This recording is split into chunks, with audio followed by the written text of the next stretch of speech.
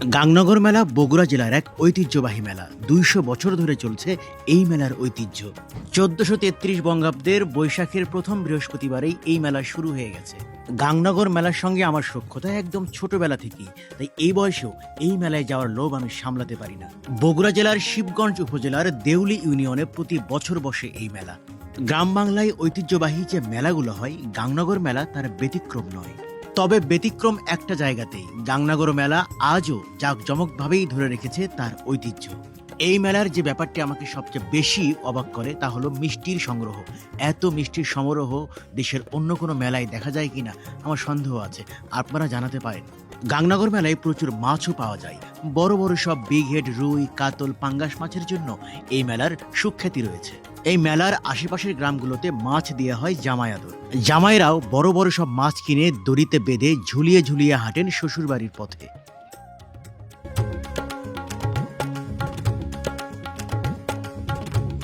এই লোভনীয় রঙের খাবারটিকে আপনারা কি নামে চেনেন? কানমুচুরি, কাকের ঠ্যাং না বগের ঠ্যাং? প্রচুর পাওয়া যায় গাংনগর মেলায়। মিষ্টি আর জিলাপির দোকান তো অনেক আছেই, আচারের দোকানও কিন্তু কম বসেনি এবারের মেলায়। নানান পদের আচারের পসরা সাজিয়ে বসে আছেন আচার বিক্রেতারা।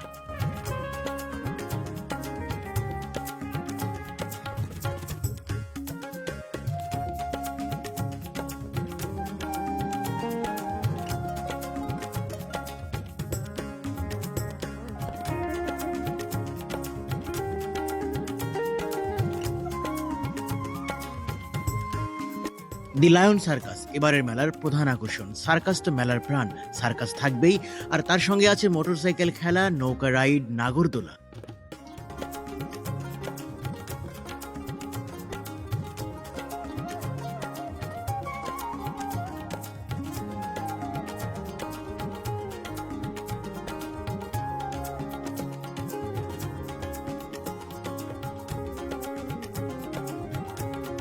গাংনগর মেলায় আসে সব বয়সের মানুষ, একদম কোলের শিশু থেকে শুরু করে অশীতিপর বৃদ্ধ সবাই।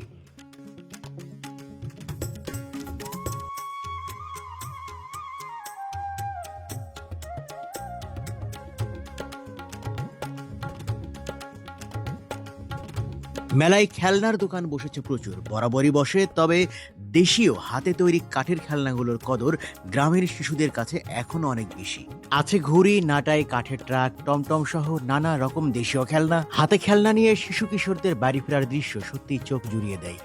বলছিলাম দেশীয় খেলনার কথা, একজনকে তো দেখাই গেল মেলায় স্টলে বসেই বানাচ্ছেন দেশীয় খেলনার টমটম। আর বর্তমান সময়ের ট্রেন্ড নানান রঙের বিভিন্ন আকৃতির বেলুন, সেটা তো আছেই মেলার বিভিন্ন জায়গাতে।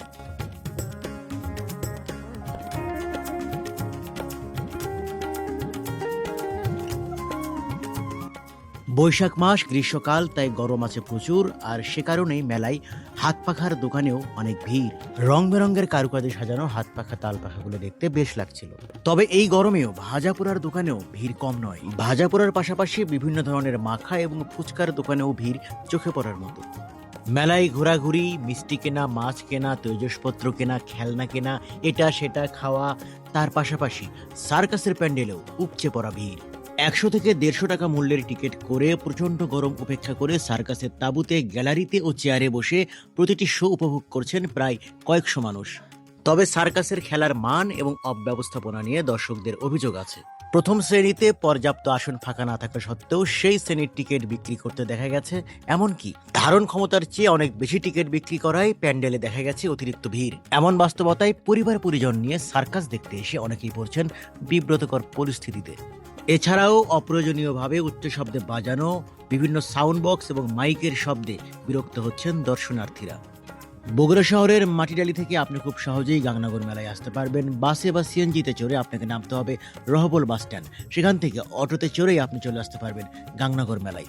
অথবা যারা সোনাতলা হয়ে আসতে চান তারা অটোতে চেপে বরিয়াহাট এবং সেখান থেকে সরাসরি গাংনগর মেলায় যেতে পারবেন। এই যে বললাম বরিয়াহাটেও চলছে জমজমাট বৈশাখী মেলা, সে ব্যাপারে অন্য কোনো ভিডিওতে জানাবো ইনশাআল্লাহ।